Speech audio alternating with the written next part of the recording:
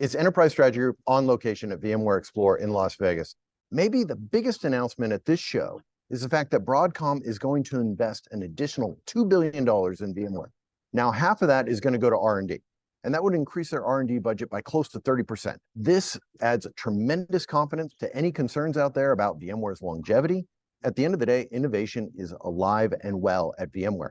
We've witnessed new innovations in topics ranging from addressing multi-cloud chaos, app modernization, edge orchestration, HCI and vSAN storage, and of course, generative AI. Let's go around the team and get everyone's thoughts and takeaways. Paul, why don't you kick us off? Hey, thanks, Scott. It's really been an exciting show. You know, when we look at VMware Explore, there's a lot that it has to offer for developers. There's an explosion growth on the Tanzu platform here. We see a lot that's going on with the application engine that went into beta. It's really enabling platform engineering teams to curate their application space and works with it across different Kubernetes clusters in the clouds. Then they came out with Intelligent Assist, which is in tech preview. It really is aimed to improve the operations, to dynamically shift workloads across the different areas. And it adds a little bit of AI in there as per the chatbot. And it aligns to the VMware Tanzu Hub integration suite. Next, they brought back the term cloud health, right? So cloud health went away, if you remember from last year, but cloud health is now back. Cloud health talks about the deeper cost savings you can do with machine learning powered forecasting. And that's in beta right now, but it's definitely something to keep an eye out for. Tanzu Insights really is also another area that helps a lot with the insights across distributed Kubernetes, AWS, Azure environments, and this is planned for Q3 of 2024. Tanzu Guardrails was another one that came out, and that improves the multi-cloud governance through different policy automation and really does a lot with the automation factors and such. And then finally, the Tanzu Transformer really was another area to help increase the success of app migration and modernization efforts. So for the developer, there's a lot to offer here at Explorer, and there's a lot that VMware can bring to the table. John, how about you? It's been a great show. Lots of announcements on the IT operations side, specifically around Tanzu Intelligence Services and the Intelligent Assist. The Gen AI chatbots that they announced. You know, it's all part of that newly reformulated Tanzu Intelligence Services, which was big there. I saw a lot in enabling true multi-cloud management and really separating out the management and orchestration in those clouds away from things that operations and developers would have to do.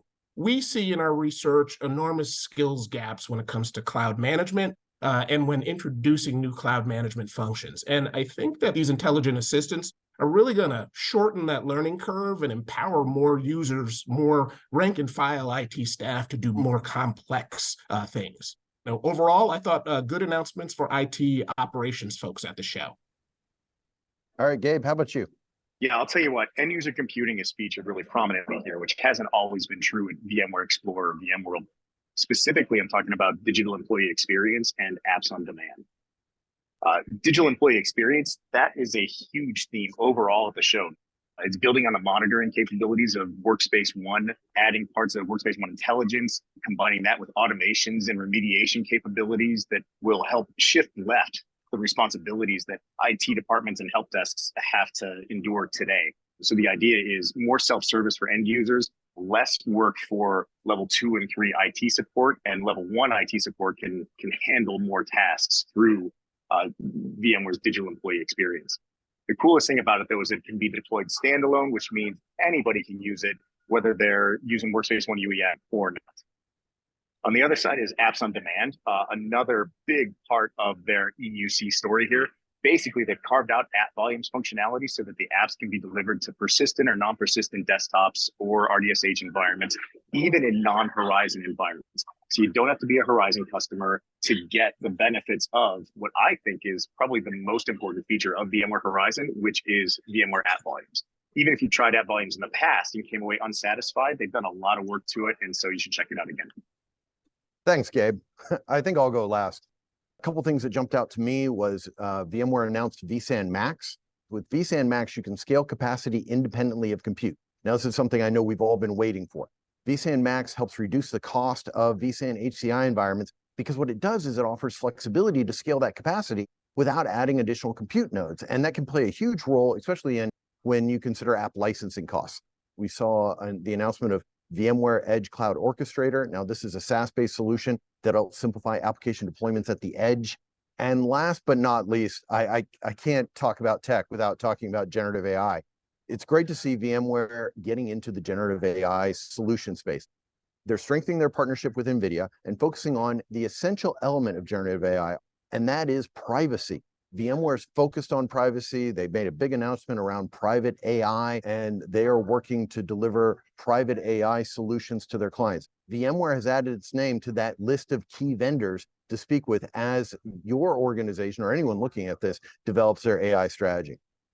With the Broadcom acquisition closing very soon, I think it's only a couple months away, VMware finds itself at a crossroads. And now all signs that we're seeing at this event point to the path of innovation. We, along with really the rest of the industry, will be closely watching to see what happens next. And with that, thanks for watching.